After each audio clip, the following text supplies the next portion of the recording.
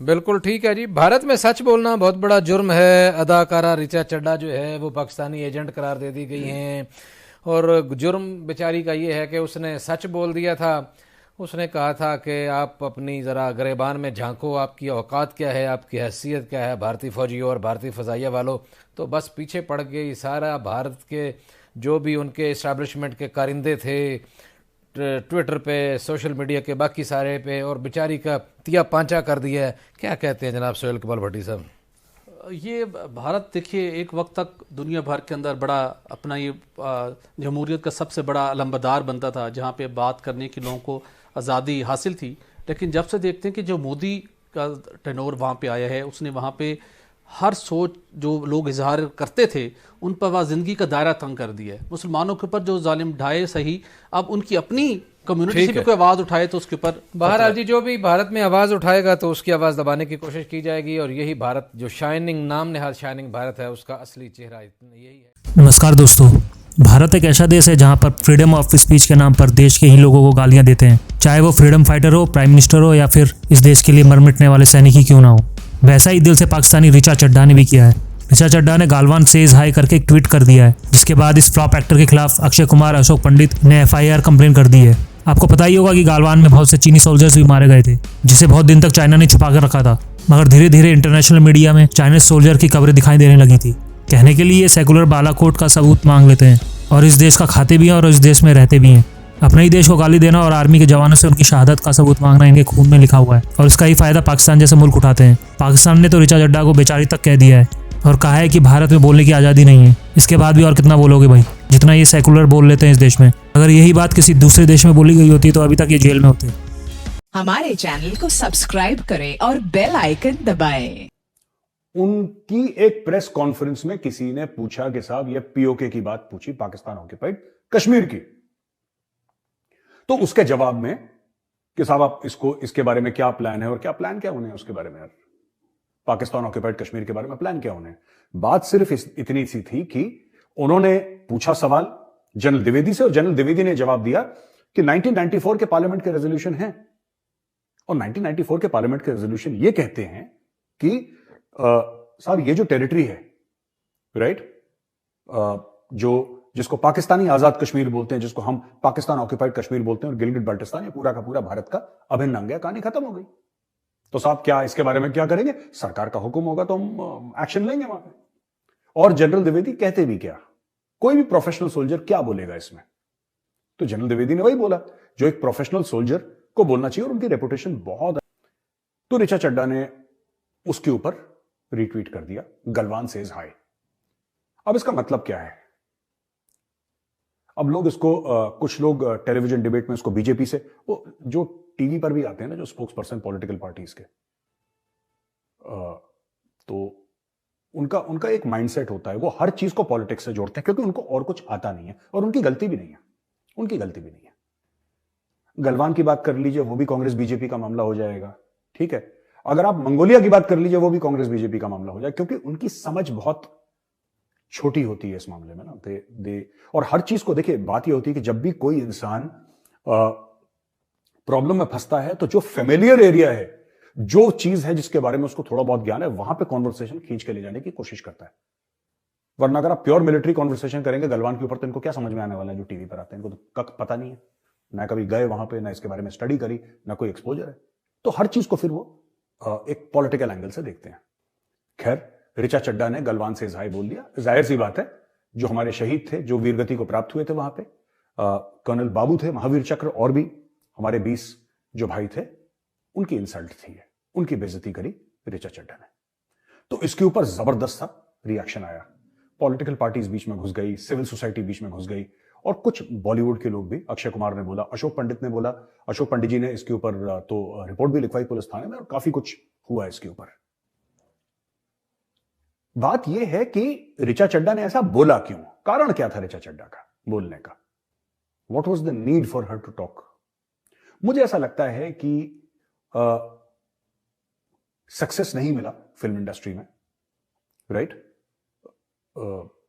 लोग जानते भी नहीं हैं, और जाहिर सी बात है, इतने साल हो गए फिल्म इंडस्ट्री में, अब एक डेस्परेशन है, और हो जाता है बिकॉज फिल्म लाइन एक बहुत अनसर्टेन किस्म की लाइन है। नौकरी तो है नहीं यहाँ पे जहां पे 1 तारीख को आपको तनख्वाह मिल जाएगी। It's not like that. आपको पिक्चर मिली नहीं मिली, अगर पिक्चर मिली तो पिक्चर काम करी नहीं करी, अगर पिक्चर काम करी तो ठीक है, नहीं काम करी तो फिर उसके बाद इंडस्ट्री का क्या रिएक्शन है आपके खिलाफ या आपके लिए, आपको आगे काम मिलेगा। तो बहुत इनसिक्योरिटी में पले बड़े लोग ये रहते हैं, ज्यादातर लोग। बात यह है कि ऐसी बातें आपको नहीं करनी चाहिए जिस बात के ऊपर आपकी समझ ना हो। कुछ फिल्म इंडस्ट्री में लोग हैं, कुछ जो कि सचमुच इंटेलेक्चुअल्स हैं, हुआ वेरी स्मार्ट, हुआ वेरी, जिसको कहते हैं ना उनका पढ़े लिखे लोग हैं, एक्सपोजर है, लेकिन ज्यादातर लोग बैल बुद्धि हैं वहां पे। They have no clue. And the problem is when ज्यादातर these young people in the industry, जो बुजुर्ग हैं मैं उनकी बात नहीं कर रहा, young people in the industry, when they start thinking of themselves, you know, as people who can actually create an opinion, ये अपने कद से ऊपर अपने आप को सोचने लगते हैं। Hello friends, India is a country where in the name of freedom of speech, people of the country are abused, be it freedom fighter, prime minister or even a soldier who died for his country. Richa Chadha did a tweet, Galwan says hi.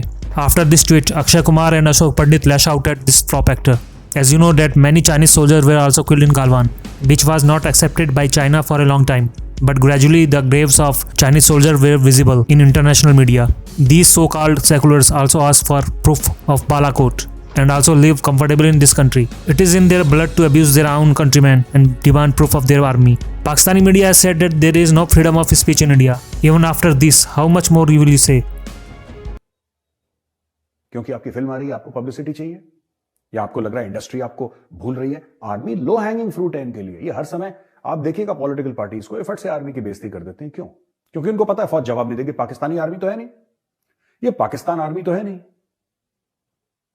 यही चीज अगर इनमें से कोई भी, ऋचा चड्ढा वगैरह कोई भी, अगर ये पाकिस्तान में चीज बोलता है, इनकी सॉफ्टवेयर अपडेट हो चुकी होती है, अभी तक हो चुकी होती। ISI की ब्लैक वीगो आती, गाड़ी उठा के लोग ले जाते हैं और बात कर लेते हैं, मैडम क्या बात है, जरा हमें समझाइए, बहुत क्रांति आ रही है दिल में आपके, हमें भी समझाइए जरा। तो पाकिस्तान में सॉफ्टवेयर अपडेट हो जाता, भारत में ऐसा नहीं हो सकता है, because this is a democracy. यहां पर सिविल सोसाइटी बड़ी स्ट्रांग है। तो आप इंडियन आर्मी को कह सकते हैं कि सर्जिकल स्ट्राइक्स और सर्जिकल स्ट्राइक्स, आप ये कह सकते हैं कि बालाकोट में सिर्फ कुछ कौवे और कुछ कौवे मरे थे, कुछ पेड़ गिरे थे, आप कह सकते हैं। आप आर्मी चीफ को सड़क का गुंडा कह सकते हैं, आप कह सकते हैं बिल्कुल। यहाँ जो मुसलमान पे जुल्म हो रहा है, ये तो ISPR अपने हरे चश्मे से देखता है ना। अगर हो रहा होता तो ये जुल्म केवल ISPR को ही दिखता, दुनिया में 56 मुसलमान मुल्कों को नहीं दिखता, या सबको हमने खरीद लिया, सबने अपना जमीर बेच दिया। ऐसी तो कोई रूट बात है नहीं। क्या बोले भाई आपने सबको खरीद लिया, सबने अपना जमीर बेच दिया, बस ईमान के पक्के और हमें ही दिख रहा है जी। मैं आपको कह रहा हूँ, कहते हैं ना सावन के अंधे को हर चीज हरी नजर आती है। तो उनपे उनका एक ट्वीट आता है कि गलवान से हाई, बड़ा सरकास्टिक ट्वीट, बड़ा ही गंदा वाहियात किस्म का ट्वीट, जिससे आप इंडियन आर्मी का अपमान करते हो, हमारे मरे हुए भाई शहीदों का अपमान करते हो, आप पूरे देश का अपमान करते हो, आप 130 करोड़ लोगों का अपमान करते हो। वहां भी कब आज जहां हमारे 20 भाई मरे थे, निहत्ते थे, वो निहत्ते थे, धोखे से मारा था। चाइना के 111 लोग मार गए, 111 की तो खबरें मिली, वैसे 135 लोग मरे, निहत्ते थे वो, सब जीरो टेम्परेचर पे लड़े। और इसमें हम कई बार बात कर चुके, हमारे एक सिख भाई ने तो 12-13 चीनी ऐसे मार दिए बिना, मतलब बिना किसी हथियार के। वो आए थे पूरे हथियार लेके, आयरन लॉर्ड से के बालों पे कांटीली तार लगा के, ये सब आए थे। फिर जब मिसफायर हो गया, फिर भाई निकालने लगी जी, मेरा जी नाना आर्मी में था, मेरा मामा पैरा ट्रूपर में था। मतलब अगर आप फौज का आपका बैकग्राउंड है, तो तब होते फौज का बैकग्राउंड होते हुए आपके दिल में इतनी नफरत फौज के लिए।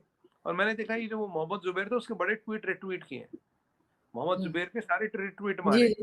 राहुल गांधी का जो भारत जोड़ो तोड़ो यात्रा है कुछ, तो उसको भी बड़ा ट्वीट कर रही। तो एक पॉलिटिकल इंक्लिनेशन ट्विटर देख के आपको पता लग जाता है।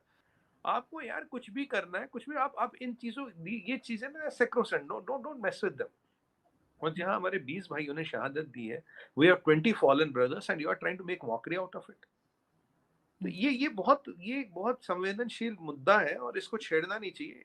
देखिए बॉलीवुड में आदत होती है हर चीज नकली की, रिटेक, चलो इमोशन नहीं आई, एक और कर लो। यहाँ फौज में तो जब गोली कलाश्निकोव से चलती, you don't have time before you will not even feel a thing before the bullet hits you and you will not even know when the bullet leaves you. उसमें -0 में लड़ना और देश की बात रखना, उनके सबके घर में है, पीछे भाई है, भतीजे हैं, बीबियां हैं। कर्नल संतोष बाबू है, उनकी बीबी ने देखो क्या क्या जवाब देंगे हम उनको। बताइए क्या जवाब देंगे उनको।